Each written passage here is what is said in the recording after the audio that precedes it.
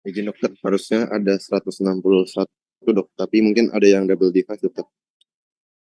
Oh ya udah, terlanjut aja ya. Untuk menghemat waktu, yang double device saya nggak tahu ya, karena udah saya screenshot aja 7 screen ini ya. Oke, nanti aja ya, mungkin di tengah-tengah kuliah ya, mungkin masih loading segala macam. Saya coba share screen. Sorry, ini tentang imunologi atau darah. Materi hari ini tentang apa yang kelas ini?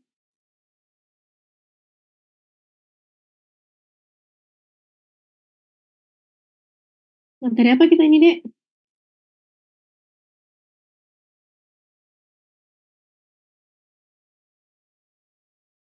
Fisiologi darah ya?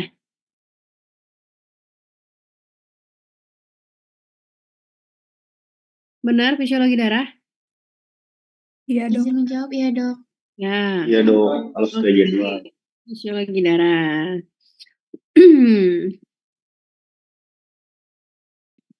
Oke, anggap aja papan tulis kalian di sini ya. Oke, sebelum saya buka PowerPoint-nya, karena PowerPoint cukup banyak, slide-nya seperti biasa saya rangkumin untuk kalian di papan tulis ya. Oke, sekarang kita bahas tentang darah. Kalau kalian ingat, kalian ambil, kalau ada pasien, bukan pasien, kalau kalian ke labor, terus kalian pernah periksa darah, ingat di situ laboran itu suka ambil darah, terus masukin darah itu ke dalam tabung ya. Seperti ada tabung yang digunakan untuk menampung darah. Ada yang tahu, ingat ya gambaran itu ya? Oke.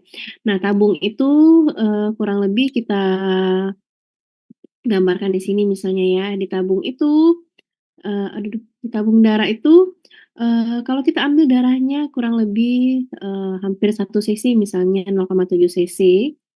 Jadi full, aduh merah mungkin ya. Ini full, ini adalah isinya darah gitu ya, seandainya gitu ya. Oke. Jadi kalau misalnya kalian lihat ada darah ya, berarti sebenarnya tidak 100% itu isinya sel darah merah. Jadi jangan mentang-mentang darah itu warnanya merah, isinya sel darah merah, gitu ya. Terus kenapa jadinya warnanya merah, Dok? Gitu ya. Sebenarnya kalau misalnya tabung tadi, yang laboran tadi ambil tadi, terus kita bawa ke laboratorium, terus kita masukkan ke alat sentrifugasi namanya ya. Alat sentrifugasi itu di lab ya, namanya alat centrifuge. Itu kita putar, kecepatan alat itu sangat cepat ya. Jadi kita berapa RPM kita taruh di alat itu ya. Jadi alatnya itu lancip gini, terus kita taruh di situ. Ini sebenarnya lancip ya. Lalu kita putarkan, nanti tabung ini akan darah dalam tabung ini akan memisah ya. Jadi yang tadinya darah itu seolah-olah warnanya merah full, dia akan kepisah. Kepisahnya bagaimana? Jadi yang warna merah tadinya full, sekarang cuma hampir 50%-nya aja merah. Yang sisanya ini warnanya agak kekuningan atau yellowish ya. Nah, sebenarnya yang kalian katakan dengan sel darah merah itu karena berat molekulnya tinggi, ya kayak kita masak misalnya ya, kayak masak sop misalnya, dagingnya itu akan jatuh ke bawah gitu kan ya. Tinggallah kuah-kuahnya aja. Karena apa? Karena berat molekulnya lebih tinggi. Sama seperti ini. Jadi tadi yang semuanya warnanya merah, pas diaduk kayak kita lagi masak ya, tiba-tiba udah selesai ngaduk, semuanya turun lagi ke bawah, yang mana yang berat molekulnya tinggi ya. Nah, sama seperti ini, sel darah merah itu karena beratnya molekulnya lebih tinggi dan jumlahnya banyak, akhirnya dia mengendap di bawah. Jadi yang warna merah ini kurang lebih 45 sampai 50% gitu ya. Itu isinya adalah sel darah merah atau red blood cell atau eritrosit ya. Nanti sisanya yang warna kuning ini, apa deh yang warna kuning ini deh? Plasma bukan dok? Ya, jadi yang plasma ini juga hampir 45 sampai 50% ya. Jadi dia hampir setengah-setengah. Jadi isinya adalah plasma. Sekarang letak sel darah putih di mana? Izin menjawab dokter, antara plasma sama eritrosit dokter. Ya, jadi ada lapisan, jadi kita istilahkan dengan Bavikut di sini ya namanya ya. Jadi Bavikut ini nggak kelihatan sebenarnya. Jadi kayak pembatas aja antara plasma sama eritrosit. Jadi benar-benar dia satu lapis ini aja. Kalau kalian lihat di sini presentasinya kita buat udah hampir 50% gitu ya. Di plasma juga mainnya tuh udah range-nya hampir 50% juga, udah habis. Jadi memang benar-benar satu lapis ini aja. Satu lapis ini kita sebut dengan Bavikut ya. Ini lapisan Bavi. Bavikut ini nanti ada trombonya gitu ya, ada eritrositnya, ada leukosit gitu ya. Dan cuma satu lapis itu. Kalau kalian ingat misalnya sel kita cek darah ya, berapa sih nilai normal dari leukosit ini? Ada kan ya nanti nilai normalnya berapa, nilai rujukan berapa di sebelah tabelnya ya. Berapa nilai normal dari leukosit? Kurang dari 1% nggak dok nilainya? Ya, kurang dari 1%, benar. Sekarang jumlahnya berapa? Ini udah pasti ya, kurang dari 1% ya. Karena dia memang benar-benar dikit. Nah, sekarang jumlah dari leukosit sebenarnya berapa?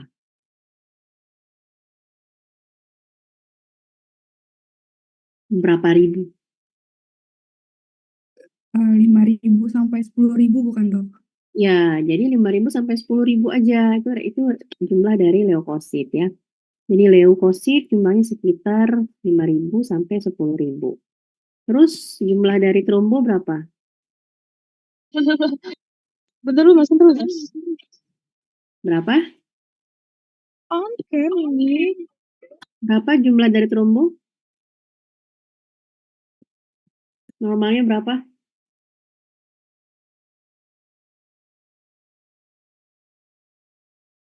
Berapa ratus ribu?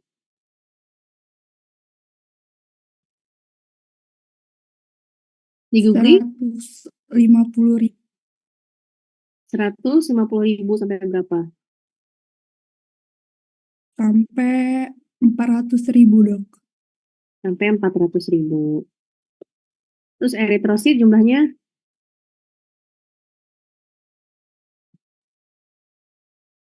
Berapa Eri?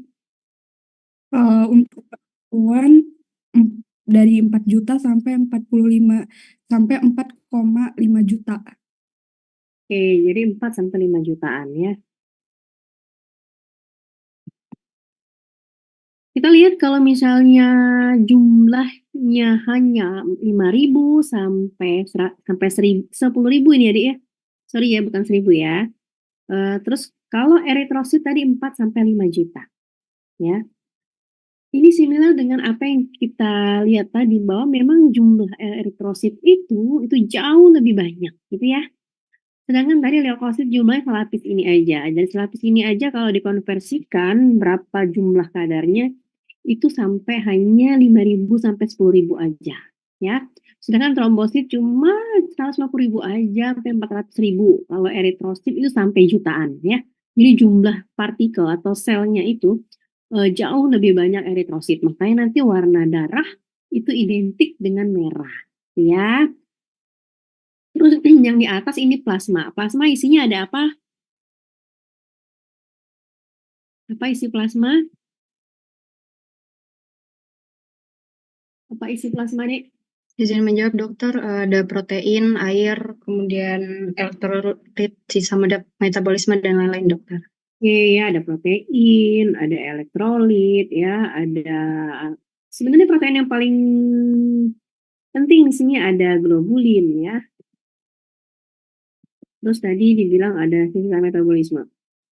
Tapi yang paling penting juga di sini adalah yang disebut tadi ya, ada air. Dan jumlah air dalam plasma itu berapa jumlahnya? Berapa persen? 90 sampai 92% dokter. Oke, kita ambil tengah deh 90% misalnya. Jadi kalian bayangin di dalam plasma ini yang warna kuning ini sebenarnya 90% itu isinya air. Jadi komponen darah yang diambil ini sebenarnya hampir setengahnya adalah isinya air. Itu kan artinya ya. Makanya di dalam tubuh kita kalau misalnya terjadi dehidrasi atau kekurangan cairan, maka yang akan terjadi di dalam sel kalian, jadi sel ya, di dalam sel itu dia akan berubah. Jadi kalau kita lihat di kasus diare misalnya ya, kalau kita ambil kulit kita di bagian perut ya, dia turgornya akan turun. Apa turgor itu dia? Ini daya tarik kulit terhadap elastisitas kulit ya, elastisitas kulit ya. Jadi kalau misalnya dehidrasi itu nanti di UGD itu biasanya kita lihat ketarik perutnya, dia kembalinya lama atau enggak. Kalau misalnya lama berarti enggak elastis lagi gitu ya. Jadi dia itu kering banget dehidrasi sekali gitu ya. Mungkin dehidrasi tingkat 2 atau derajat 3 gitu ya. Tapi kalau misalnya masih oke ditarik dia kan balik ya, ditarik balik. Tapi kalau dia sudah dehidrasi dia ditarik terus lambat banget kayak orang tua ya. Orang-orang tua ya yang udah keriput, yang udah ini banget tuh kalau ditarik tuh lembut terus baliknya lambat pelan-pelan dia baru balik ke kulit ke tulangnya gitu ya. Itu dari kulit luarnya aja. Sekarang kita lihat dari selnya. Ya sel yang dehidrasi artinya airnya itu sudah sangat-sangat berkurang, maka sel itu sebenarnya sama seperti kulit tadi, ya. Sel itu jadi bentuknya mengkerut. Jadi selnya itu yang tadinya bentuknya misalnya bulat gitu ya. Saat dia terjadi dehidrasi atau airnya kurang dari 90%, maka sel itu akan menjadi apa namanya? Mengkerut, shrink. Nah, gitu.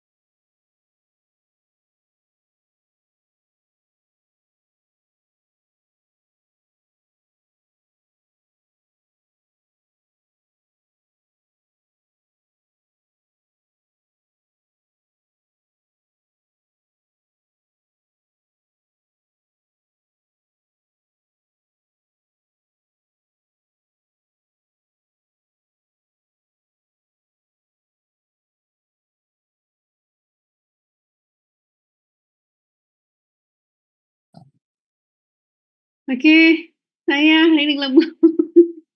Mati lampu di sini ya. Saya pakai internet HP aja. Tapi laptopnya 13%. Cocok banget, aduh.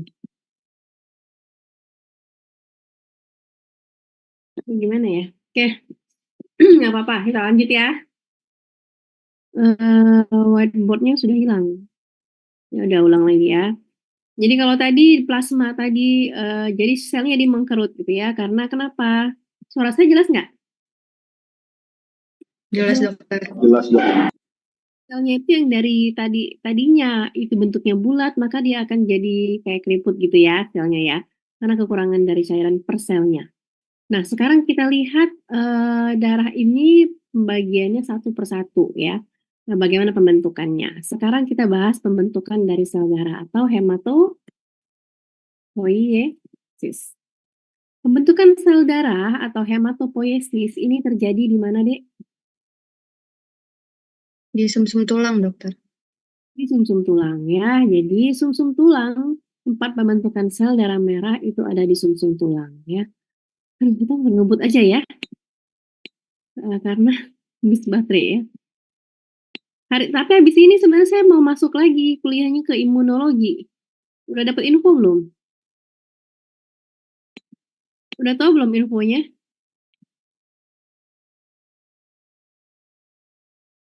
Sama ya, kelas ini bukan?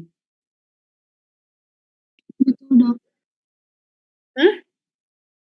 Betul? Betul, Kelas dokter. ini ya? Oke. Nanti diinfo aja ya. Kalau memang nanti apa namanya hidup lagi, bisa ngecas lagi, kita langsung imunologi. Tapi kalau nggak bisa, kita ngabisin baterai yang tinggal 12% ini. Itu ya? Nggak apa-apa ya? Oke. Lanjut ya.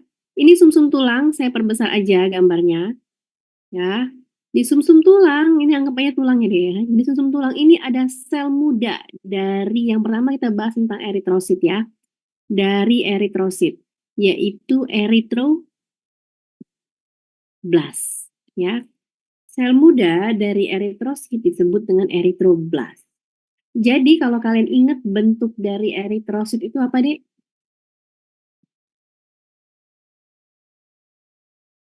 Apa bentuk eritrosit? Bikonkav. Bikonkav ya. Ntar ya saya tanya ke Lutfi dulu ya.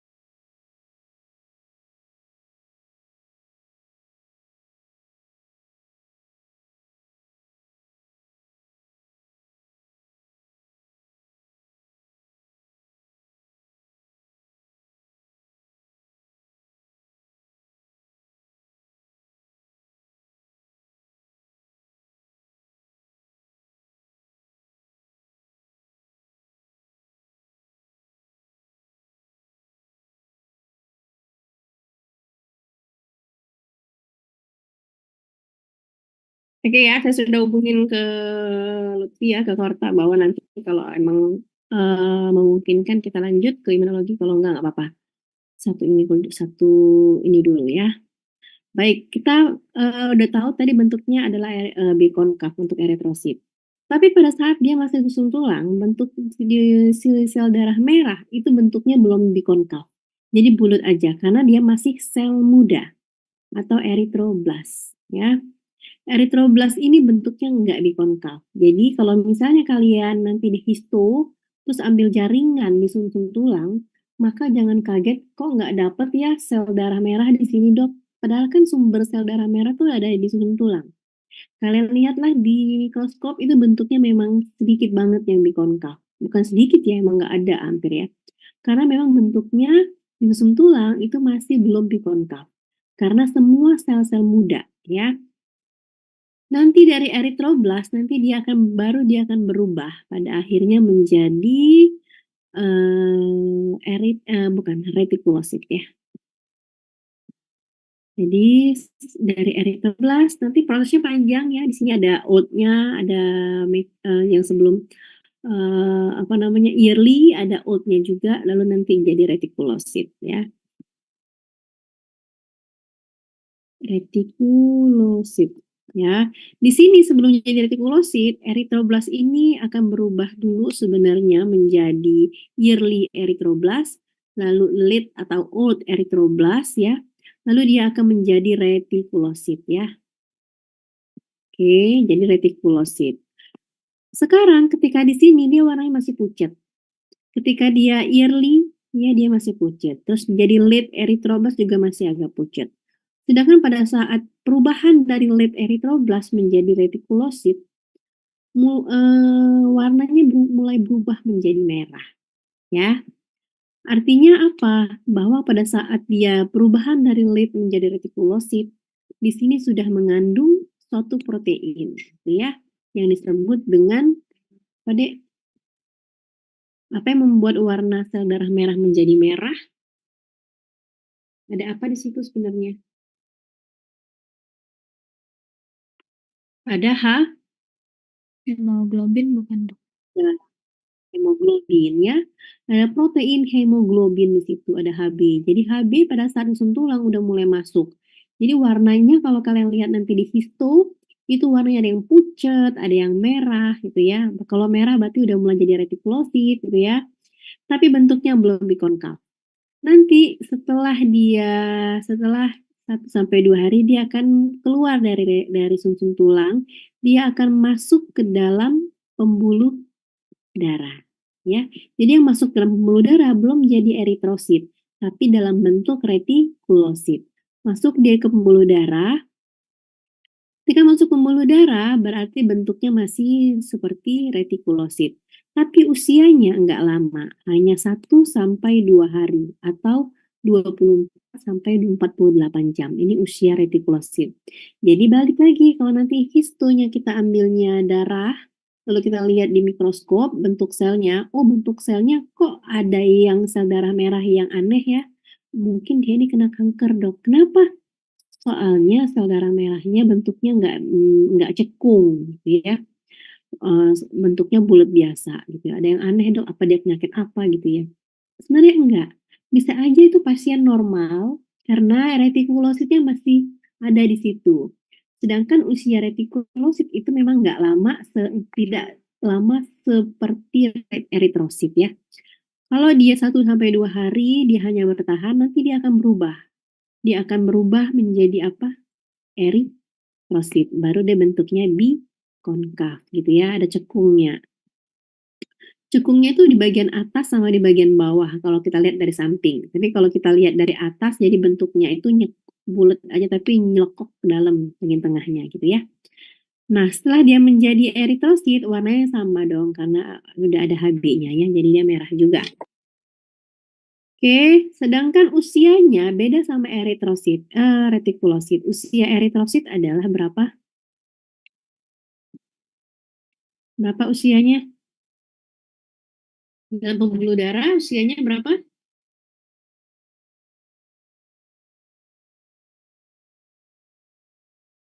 Berapa, Dek? Ya, 120 hari. Kurang lebih berapa bulan ini? 4 bulan ya. Jadi kalau kalian nanti ada ada transfusi darah, maka kita akan ingatkan kepada pasien tersebut, Ibu Bapak nanti boleh transfusi darah lagi tapi setelah minimal paling tidak 3 bulan. Ya, paling enggak minimal 3 bulan baru boleh transfusi. Ya, 3 sampai 4 bulan boleh. Tapi paling enggak jangan di bawah 3 bulan, ya. Kenapa? Karena sel darah merah yang dikeluarkan tadi masih harus beregenerasi lagi menunggu sampai 120 hari, ya, baru dia jadi lagi sel darah merah. Ya, kenapa alasannya kita ambil sekitar 3 bulan gitu ya, kita kasih edukasi bahwa nanti Ibu Bapak nanti baru boleh transfusi setelah 3 bulanan ya Bu, gitu. Oke. Setelah umurnya 4 bulan, 120 hari, maka dia akan berubah menjadi eritrosit yang tua. Kalau eritrositnya sudah tua atau old eritrosit, semua yang tua tadi bentuknya tuh kayak gini ya, jadi meringkel ya, jadi keriput. Sama seperti ini tadi, selnya jadi udah nggak beraturan lagi sel darah merahnya, dan dia akan ditangkap sel darah merah ini karena udah tua, sudah harus dibuang oleh sistem imun yang disebut dengan makrofag ya. Jadi makrofag itu akan menyelimuti sel darah merah dan akan kalau diremek gitu ya, diremek dihancurin ya. Terus dia akan pecah. Kalau udah pecah, eritrositnya dia akan terbentuk menjadi apa, Dek? Pecahan dari eritrosit. Apa isi eritrosit tadi? Ada apa di sini? Ada Hb. Jadi dia kepecah menjadi hem dan globin ya. Jadi ini senyawa pecahan dari eritrositnya keluar juga dong. Karena dibentuk sama hem sama globin. Sekarang ketika hem udah pecah, dia akan keluar, dia akan menjadi hemoglobin akan dipecah menjadi hem dan globin. Maka kedua komponen ini harus dibawa ke organ. Organ apa setelah dari sini?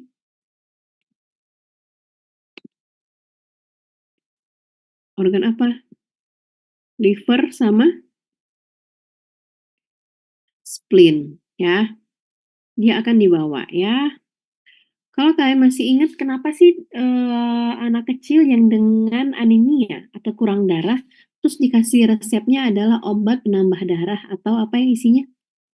Apa isi obat penambah darah itu? Fe, Dok.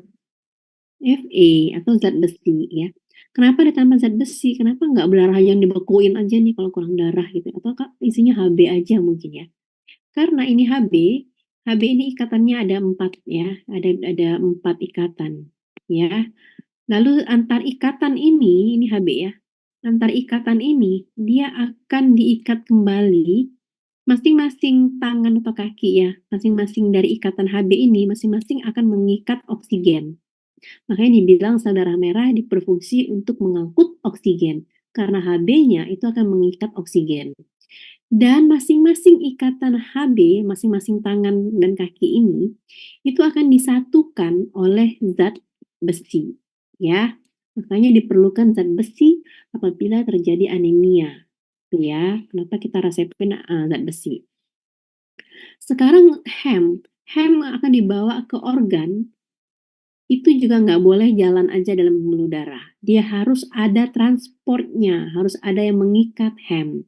Nah, yang mengikat hem ini juga Fa ya, bukan hanya di hemoglobin tadi. Tapi bedanya Fa yang di sini ini adalah Fe2+, sedangkan Fe yang untuk mengikat hem itu adalah Fe3+, atau kita sebut dengan ferritin ya. Jadi protein yang digunakan untuk mengangkut hem suka muncul juga di ujiannya itu adalah Fe3+, atau kita sebut dengan ferritin ya. Jadi ferritin ini akan membawa hem, dia baru dibawa ke liver. Ya, nanti dari liver baru kita masuk ke proses metabolisme, jadi bilirubin, biliverdin, baru masuk ke ginjal. Itu kan ya. Itu pelajaran biologinya, ingetin ya.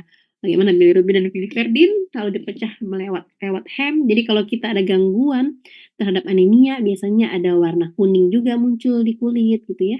Karena dia akan dipecah menjadi bilirubin, lalu dia akan mewarnai urin, gitu kan ya, sama biliverdin mewarnai kotoran kita, gitu ya. Oke, sekarang kalau ditanya, berarti organ apa sih yang digunakan ketika untuk memetabolisme dari eritrosit? Organnya itu ada 3, ya, ingat ya, karena suka muncul juga. 3-nya apa?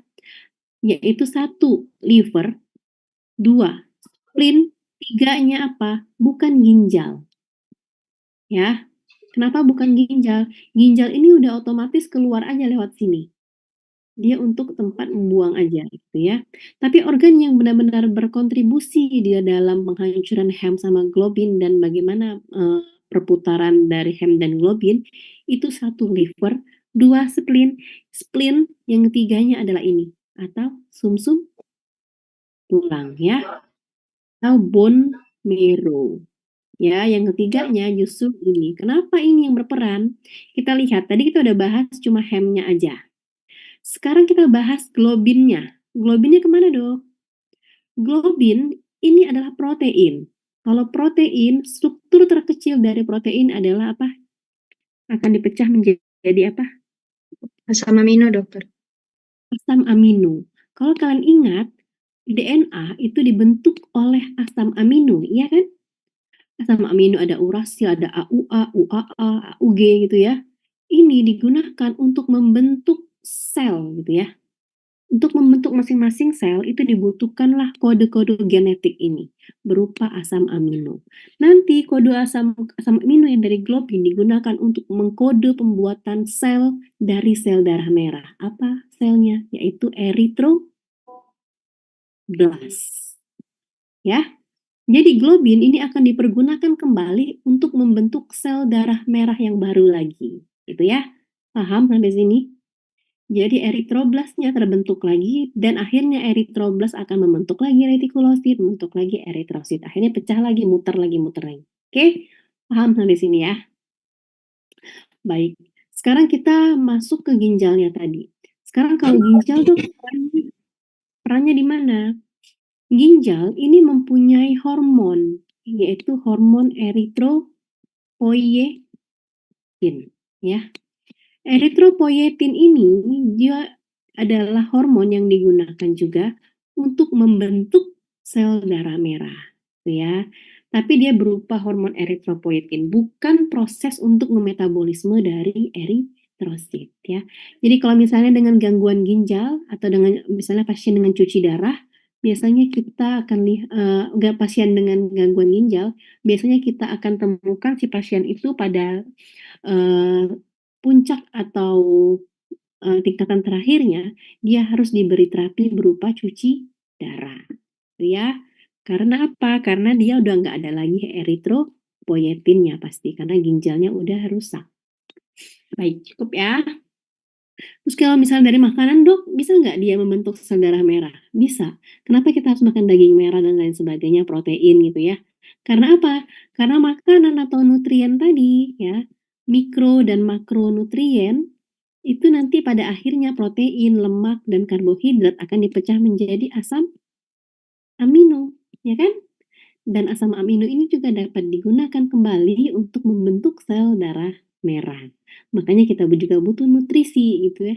Jadi kenapa sih diresepin ini? Kenapa sih disuruh makan ini? Emang gimana cara bentuknya gitu ya? Karena tadi akan dipecah dan akan menjadi bahan baku untuk membentuk sel darah merah. Oke, itu sel darah merah ya. Sekarang kita bahas trombosit ya. Kayaknya kita langsung nggak usah lagi pakai ini ya, karena sudah sedikit baterainya. Tutup, kita buka PowerPoint kita ya. Untuk trombosit kita bahas di PowerPoint langsung aja.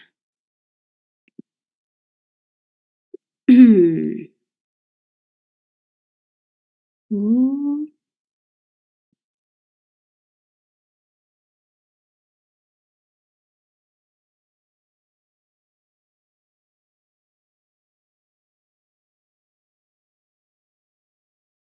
PPT.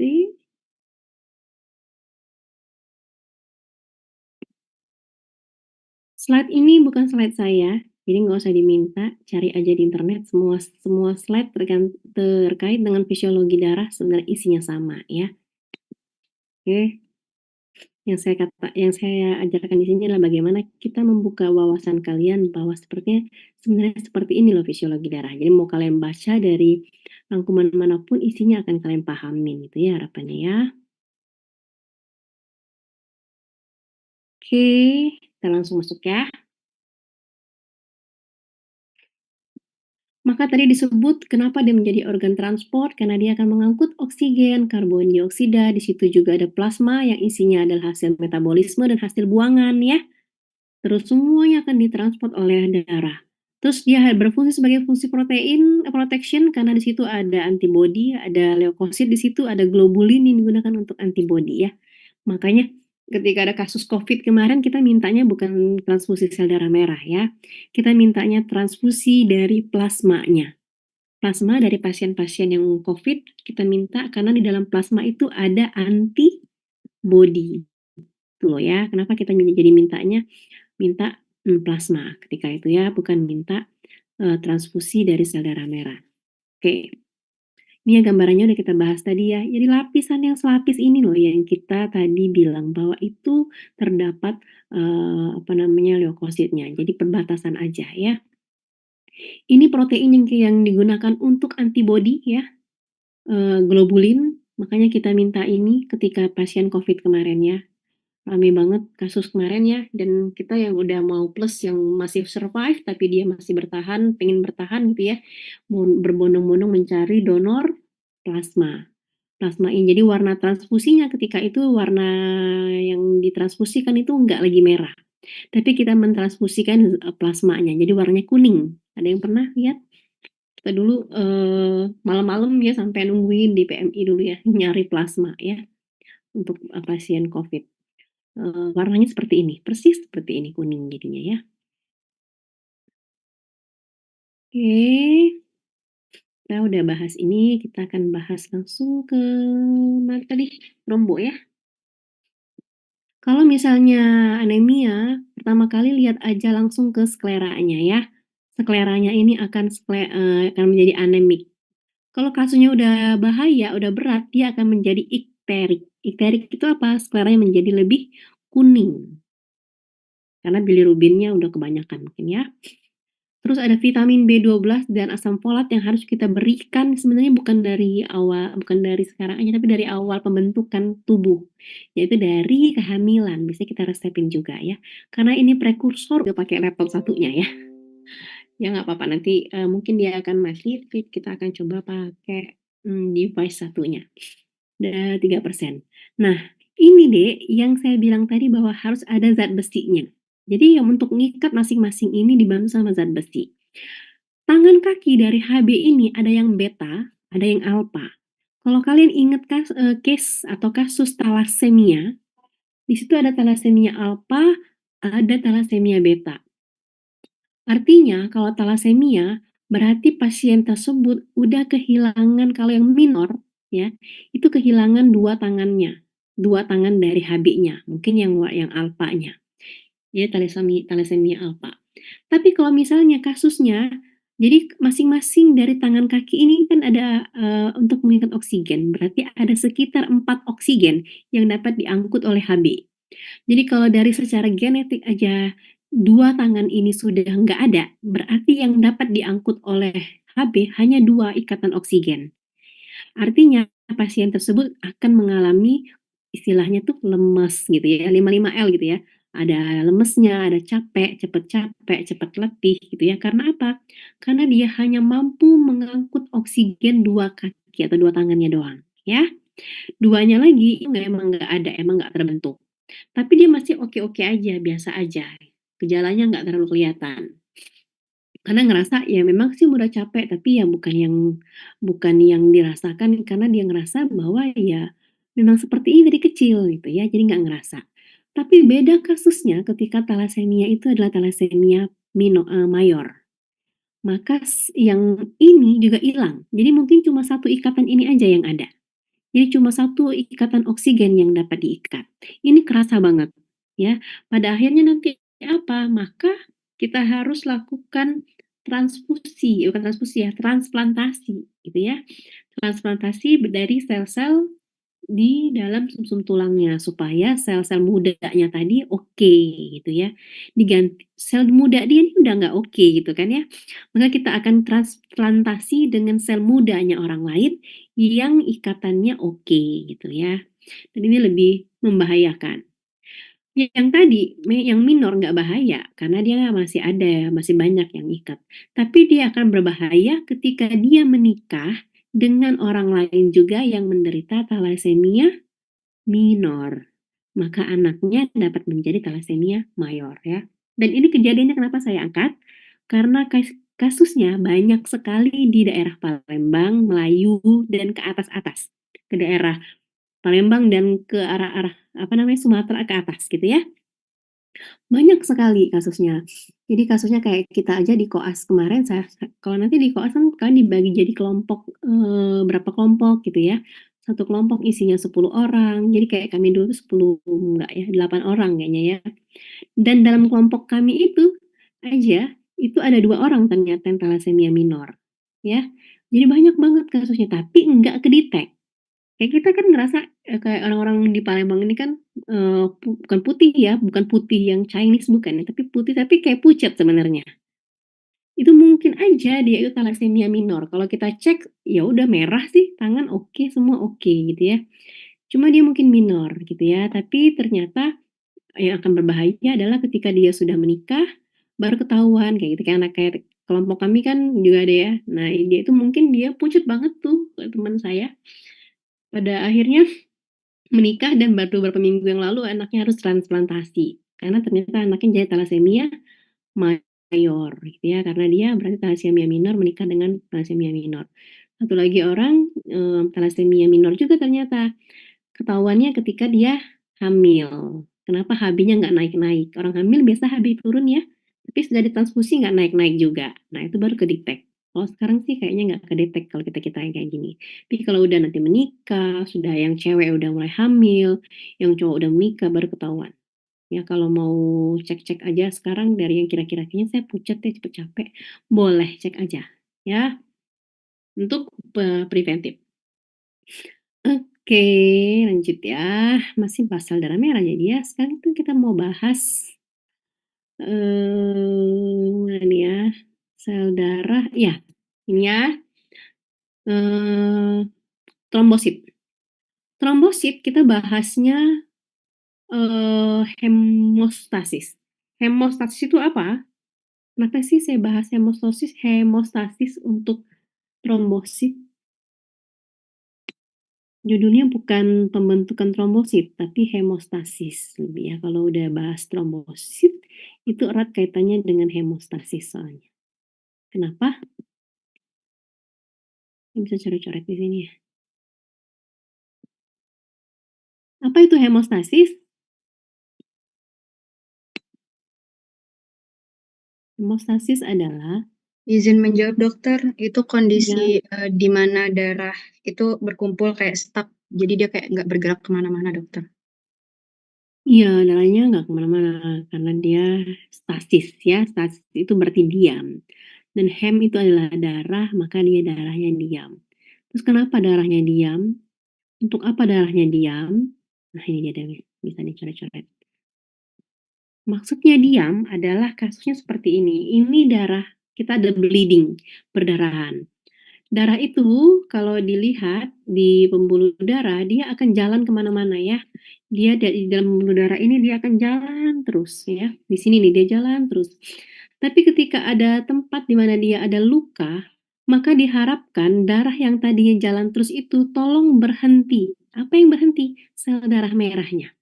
Sel darah merah diminta untuk berhenti di tempat area luka ini. Kalau nggak kan dia jalan aja ya. Tapi tolong dong katanya kalau misalnya dia ada darah, kamu harus stasis. Kamu harus stagnan, kamu harus berhenti. Untuk apa? Dia harus berhenti untuk menutup luka di sini. Caranya bagaimana? Ketika dia ada luka, gimana sih kalau coret-coret di sini malah jadi garis dia.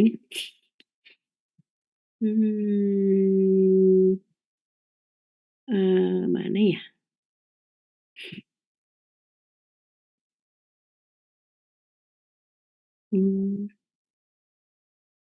Ya, nggak bisa ya. Nggak ngerti saya nih gaptek. Jadi kalau ada darah, dia harus berhenti dan caranya, bayangin aja ya, trombosit tadi dia akan berhenti di sini dan menutup kayak batu. Kayak ada pipa yang bocor, ditutup pakai batu. Kalau ada pipa ditutup pakai batu, dia mungkin yang bocor tadi masih ketutup. Masih bisa, apa namanya, masih mungkin darah, yang bocor tadi, nggak terlalu banyak yang keluar airnya kan, karena ditutup pakai batu. Tapi ketika ditutup pakai batu, masih ada kemungkinan juga darah itu bisa keluar. Nah, batu-batuan ini, kepingan ini disebut dengan trombosit. Jadi trombosit nggak bisa kerja sendiri untuk menutup luka. Dia harus dibantu dengan partikel-partikel lain yang bisa menutup si luka tadi kayak batu tadi, dia harus punya batu-batu kecil gitu ya.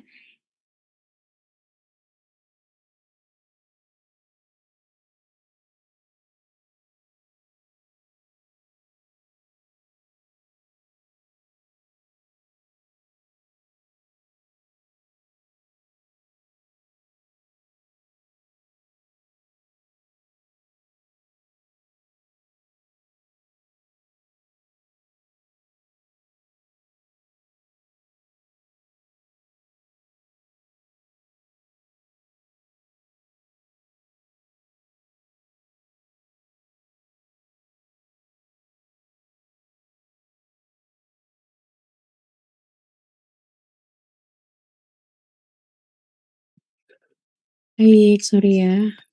Nanti ya.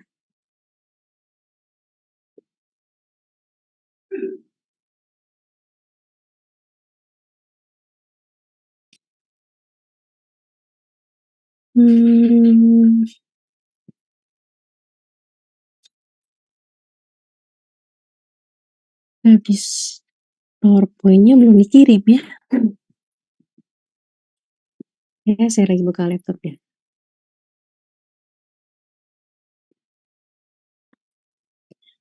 PP.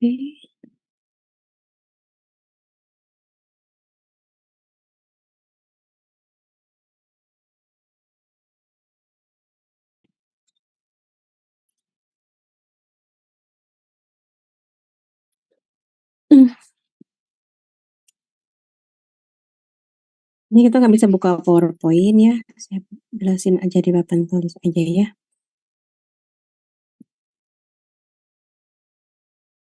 Harus pakai HP.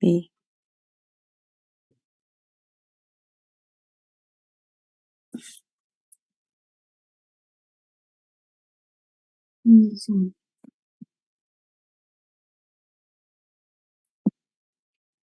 Bentar ya, saya keluar sebentar.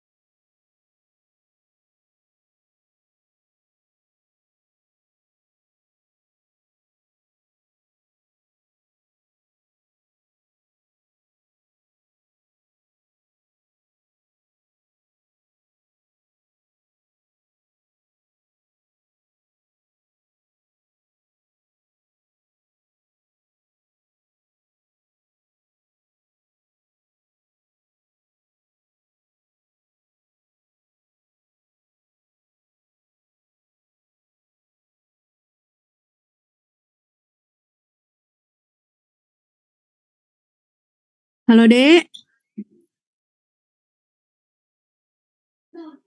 Suara saya nggak muncul ya?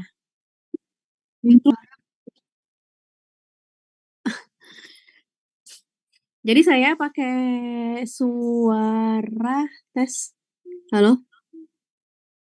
Oke, saya pakai dari HP suaranya, tapi screen saya muncul nggak? Muncul, Dokter. Oh gitu ya, udah deh. Aduh, ya udah. Suaranya dari device. Jadi saya pakai 2 device aja ya. Device satunya pakai suara saya dari HP. Screen-nya dari laptop. Oke ya.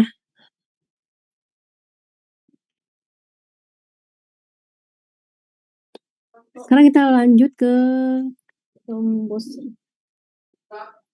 Nggak bisa, kita pakai HP. Hah? Nggak bisa.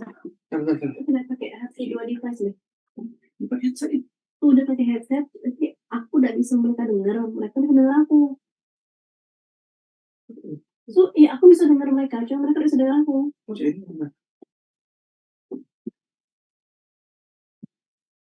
Iya. Ini bisa aku dengar, suara mereka bisa, cuma mereka bisa dengar aku. Tes. Bisa. Hah, bisa ya? Enggak, itu asalnya dari HP aku tuh. Coba tes.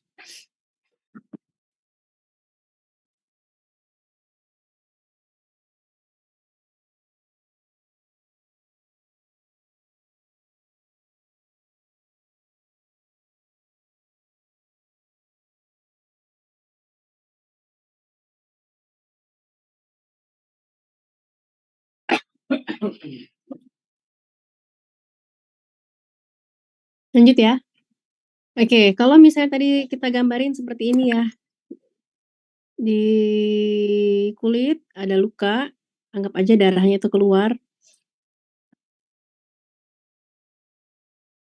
Banget saya dengar suara saya sendiri. Gimana caranya nih? Udahlah. Nah, di sini nanti saya bilang bahwa trombosit ini darah yang luka tadi ya. Masuklah dia celahnya ke sini. Trombosit itu jalan aja di pembuluh darah dan besar-besar ya size-nya karena dia megakariosit. Trombosit itu diminta untuk stagnan, berhenti di sini di area lukanya nih. Ya, jadi dia nutup kayak batu-batu yang nutup pipa yang bocor ya, akhirnya ketutup. Tapi kalian bayangin batu ini kalau misal pun udah nutup, masih ada darah yang bisa keluar karena celah-celahnya masih ada ya, dia akan lewati semua celah.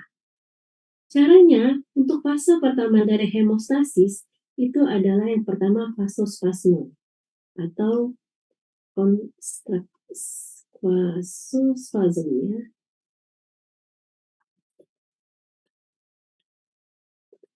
Ya, yang pertama itu adalah vasospasme. Pembuluh darahnya harus nyempit dulu. Supaya apa? Darahnya tadi yang kalau terlalu lebar, maka darah itu banyak yang jalan gitu ya. Tapi kalau dia lebih sempit, maka aliran darah itu akan lebih kencang dan akan lebih banyak partikel yang masuk gitu ya. Jadi kalau pipanya semakin kecil, maka darahnya yang lewat akan semakin deres kan gitu ya. Jadi dia pertama harus nyempit. Yang kedua adalah harus ada apa ini tadi platelet atau trombosit yang nempel ya. Yang kedua adalah platelet aggregation.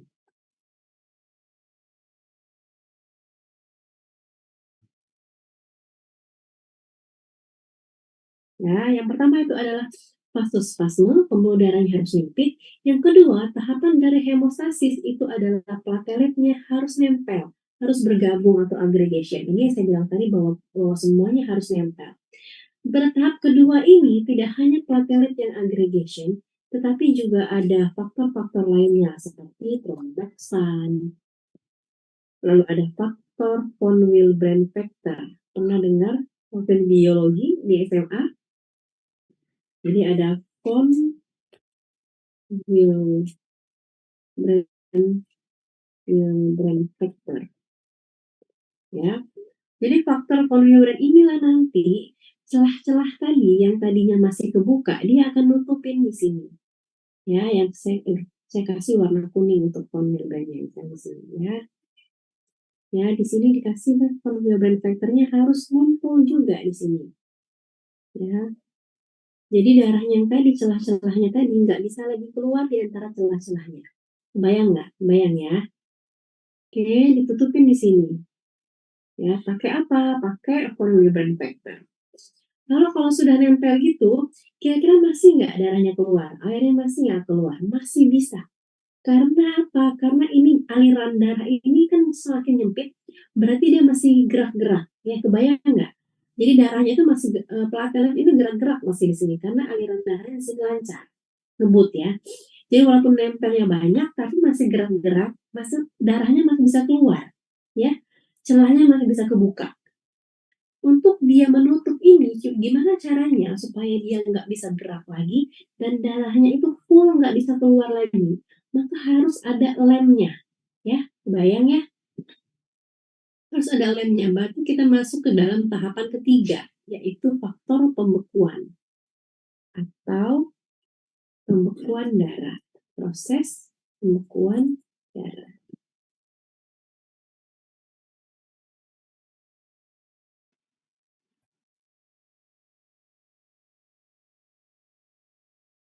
Ya, yang ketiga adalah proses pembekuan darah. Proses pembekuan darah ini pakai apa? Pakai faktor pembekuan darah. Ada yang masih ingat berapa jumlah faktor pembekuan darah? Ada faktor apa aja? Ada pakai huruf Romawi, ada yang masih ingat pelajaran biologinya? Ya, di situ ada faktor 10, ada faktor 9 gitu ya. Banyak banget di sini faktor, dan ini masing-masing faktor ini, ada faktor 12 ya, dia pakai huruf Romawi ya. Faktor pembekuan ini akan menunjang pembekuan dari sel darah dari tempat area luka. Masing-masing faktor pembekuan ini dapat tidak ada di manusia, itu juga bisa terjadi anomali. Jadi ketika terjadi pembentukan DNA, faktor 10-nya mungkin aja satu orang itu nggak ada, ya, atau mungkin dia kehilangan faktor 9, atau dia nggak ada faktor 12. Makanya ada pasien itu datang dengan keluhan, dok saya kalau luka itu susah banget berhentinya. Ketika dicek DNA-nya, oh ternyata dia tidak ada faktor 9. Oh pasien ini nggak ada faktor 12-nya, atau nggak ada faktor 10-nya. Jadi walaupun plateletnya oke, bagus gitu ya, terus ada von Willebrand factor juga ada tromboksan semuanya ada, tapi kalau tidak ada proses ketiga, orang tersebut tidak ada faktor pembekuan, maka bisa jadi ketika dia berdarah, masih aja darah ini bisa sembuh, tapi lama banget nih tutupnya. Ya, jadi karena faktor pembekuannya nggak ada. Nanti kalian pelajaran ini di blok tinggi, di blok hematologi, apa-apa nama penyakitnya. Banyak banget ya. Ini aja bahas nomor 3 ini aja, itu bisa berhari-hari. Banyak sekali penyakitnya. Ya. Yang kita bahas ini adalah nanti ada faktor pembekuan di sini ya. Masuklah sini faktor pembekuan untuk membantu. Lalu di dalam proses ketiga ini, selain ada faktor pembekuan, itu juga diperlukan kolagen. Makanya sekarang orang berbondong-bondong bahasnya kolagen. Pengen supaya bekas-bekas bopeng, bekas jerawat itu jadi bisa mulus lagi gitu ya. Karena dia harus menutup luka di sini dan dia akan menutup luka menjadi lebih sempurna. Lalu ada yang ketiga adalah lemnya ya. Untuk luka-luka yang seperti ini, yang setiap kita luka, kita kesannya akan pada akhir tahapan itu kalau kalian lihat itu akan muncul keropeng, kusta atau koreng ya. Kalau korengnya itu udah muncul, biasanya darahnya nggak akan lagi keluar. Kenapa dia bisa muncul keropeng atau koreng tersebut? Karena adanya benang-benang fibrin sebelumnya. Ya, benang fibrin ini sifatnya tadi saya bilang seperti lem. Ya, jadi pembungkasnya dipakein lem. Jadi kenapa dia bisa gerak-gerak? Karena dia gerak-gerak karena masih darahnya masih lancar. Jadi gimana dok supaya pembuluh darah trombosit di dalam pembuluh darah ini nggak gerak lagi, semuanya sini nggak gerak lagi, maka harus dilem. Lemnya itu dipakailah fibrin. Jadi diselimutin semua areal ini pakai fibrin, ya. Lalu di area atasnya ini pakai fibrin. Lama-lama nanti muncullah bagian ini menjadi koreng atau keropeng, ya. pas dia sudah muncul koreng atau kropeng, ya udah ketutup, seal. Jadi nggak ada lagi darahnya yang keluar. Jadi proses pembekuan darahnya selesai atau hemostasisnya berjalan dengan lancar. Perannya apa pada akhirnya? Dari fibrinnya. Dari mana asal fibrin? Semua yang berakhiran ini adalah zat aktif.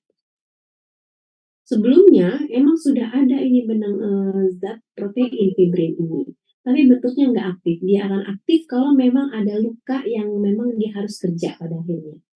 Sebelumnya bentuknya adalah fibrinogen, ya. Semua yang berakhiran gen, fibrinogen, pepsinogen, itu adalah zat sebelum proteinnya aktif. Ketika diperlukan, maka dia akan menjadi aktif, akan membentuk fibrin. Fibrinogen akan membentuk fibrin, atau misalnya pepsinogen akan membentuk pepsin, ya. Oke, sekarang darahnya terbentuk. Hemostasis selesai. Prosesnya ya di PPT juga sama kok, tapi dia gambarnya lebih oke, lebih kecil. Sampai sini ada yang ingin ditanyakan. Nanti yang ketiga adalah sel darah putih atau leukosit.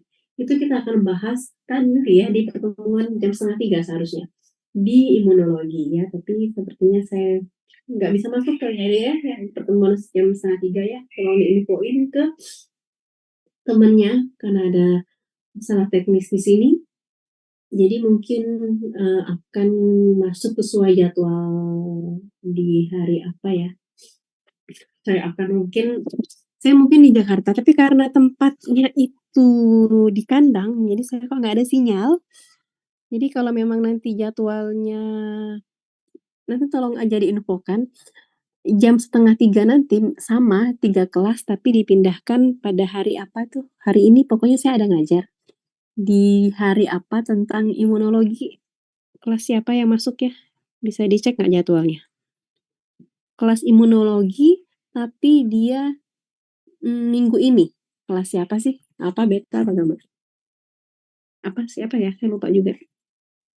Bisa tolong cek jadwal nggak?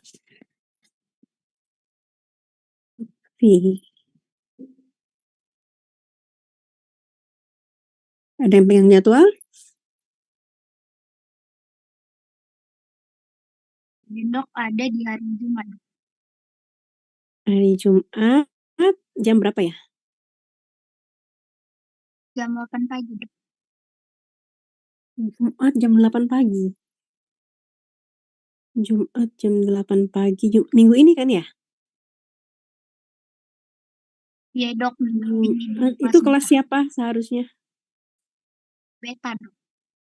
Nah, jadi kita gabung aja semua kelas itu secara online di Jumat jam 8 pagi ya. Bisa nggak bisa nanti saya infoin lagi ke Lutfi. Tapi kurang lebih sementara ini jadwalnya kita pindahin sesuai jadwal. Tapi 3 kelas langsung sama seperti ini. Tapi langsung 3 kelas di jam 8 pagi ya. Kurang lebih update terakhirnya seperti itu sampai nanti keluar update selanjutnya ya. Paham? Oke. Sampai sini ada yang ingin ditanyakan sebelum kita close? Silakan.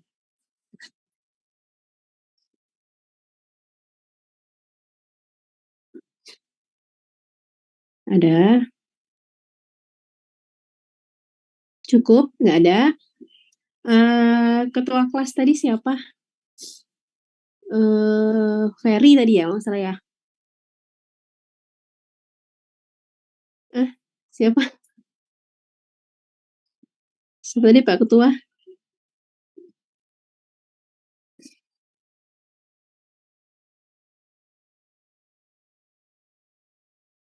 Siapa tadi ketua kelasnya? Ketua kelas Gamma, Vanes, Dok. Vanes. Ada tadi Vanesnya di sini? Vanes. Tadi ada. Ya udah deh, saya minta tolong ke siapa? Hah? Siapa? Ada Vanesnya? Hadir dokter. Ya udah, Vanes, saya minta tolong ke Vanes aja biar valid ya. Vanes, saya minta tolong nanti tolong diinfokan ke temannya yang harusnya imunologinya jam 2:30 ini, kelas apa? Seharusnya yang join juga? Alfa ya? Alfa kayaknya. Ya, tolong Vanes kamu infoin ke kelas Alfa bahwa kuliahnya di-cancel aja dan semuanya akan digabungkan ke jam 8 pagi di hari Jumat. Ya, itu ya. Jadi nggak ada yang tunggu-tungguan. Jadi tanggung jawabnya saya kasih tolong ke Vanes ya. Baik, terima kasih adik-adik. Wassalamualaikum warahmatullahi wabarakatuh. Saya izin lihat.